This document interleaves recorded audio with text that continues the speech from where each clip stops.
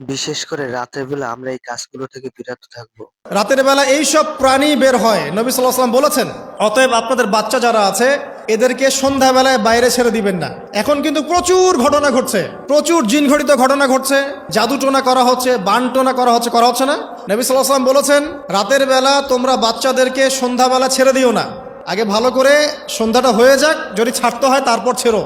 তারপর রাতের রাত যখন গভীর হবে তখন তোমরা এলোপাথালি ঘোরাফেরা করো না, রাস্তাঘাটে বনে জঙ্গলে ঘোরাফেরা করো না, কারণ এই সময় এমন কিছু মাখলুককে আল্লাহ পাক ছেড়ে দেন যাদেরকে তোমরা দেখো না। এখন সায়েন্সের যুগ তো, মানুষ মনে করে এগুলোর কোনো ভিত্তি নাই মনে হয়। কোরআন বলছে জাদু সত্য, কোরআন বলছে জাদু সত্য। কোন সূরা? সূরা বাকারা আয়াত নাম্বার 101, 101, 102 পড়ে দেখেন। ওয়াত্তাবিউ মা তাতলু শায়াতিন আলা মুলকি সুলাইমান, এই আয়াতটা পড়েন, বিশাল একটা আয়াত আছে। ওয়া মা কাফারা সুলাইমান ওয়ালাকিন্না শায়াতিন কাফারু ইউআল্লিমুনা আন-নাস সিহর। এই সিহর দিয়ে কি হতো? মা ইউফাররিকুনা বিহি বাইনাল মারই ওয়া যাওজি। সুলাইমান আলাইহিস সালামের সময় এই জাদুবিদ্যার প্রচলন ছড়িয়ে পড়ে।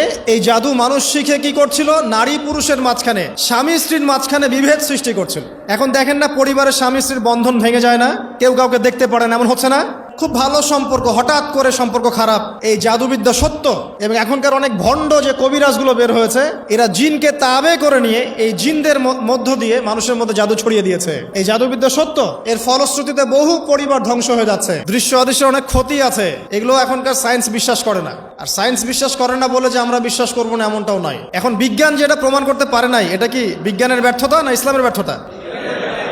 আল্লাহ রব্বুল আলামিন এবং তার রাসূল যা বলেছেন সেটাই চূড়ান্ত সত্য, সেটা আমরা প্রমাণ করতে পারি বা না পারি, এটাকে অন্ধভাবেই বিশ্বাস করতে হবে। এটাই হচ্ছে একটা মৌলবাদী কনসেপ্ট। আর এভাবে ইসলামের মৌলিক বিষয়গুলোকে না মানলে কেউ মুসলিমই হবে না। কথা কি বুঝতে পারছেন? আচ্ছা, তিনি বলছেন রাতের বেলা এমন কিছু মাখলুক বের হয় যাদেরকে তোমরা দেখো না। দুষ্ট জিন বের হয়। কি বের হয়?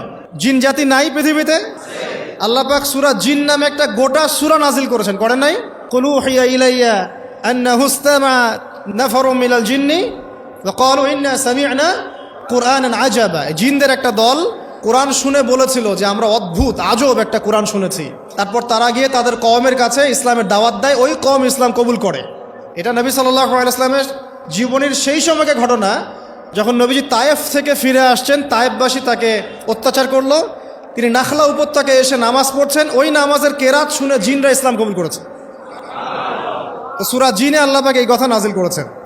তো আল্লাহ পাক যে বলছেন জিন জাতি আছে, আল্লাহ কি মিথ্যা কথা বলছেন? নাকি নাসা যখন বলে এলিয়েন আছে তখন ওইটা সত্য, আর আল্লাহ বলছেন জিন জাতি আছে এটা মিথ্যা? তা আমাদেরকে আবার নতুন করে মুসলমান হওয়া লাগবে এখন, না আমাদের কনসেপ্ট চেঞ্জ হয়ে গেছে আর কি।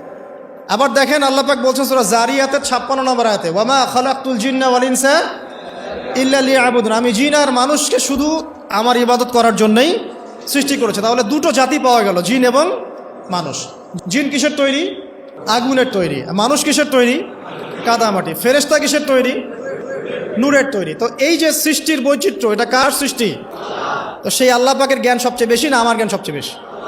সে আল্লাহর পক্ষ থেকে যখন কোরআন এবং হাদিস নাজিল হবে, তা আমি অন্ধভাবে মানবো না, নাকি আমি আল্লাহকে চ্যালেঞ্জ করবো ইবলিসের মতো? ইবলিস আল্লাহকে চ্যালেঞ্জ করছে না, খলাকতানি মিন নার ওয়া খলাকতাহু মিন তিন। আমি কেন আদমকে সেজদা করতে যাব? আমি কেন আদমকে সেজদা করতে যাব? আপনি আদমকে সৃষ্টি করেছেন মাটি দিয়ে, আমাকে সৃষ্টি করেছেন আগুন দিয়ে, তাহলে আমি আদমের চাইতে সুপিরিয়র, আমি আদমের চাইতে সেরা, তা আমি কেন ওকে সেজদা করতে যাব? তো ইবলিস আল্লাহকে চ্যালেঞ্জ করলো না? তো এখন আমরা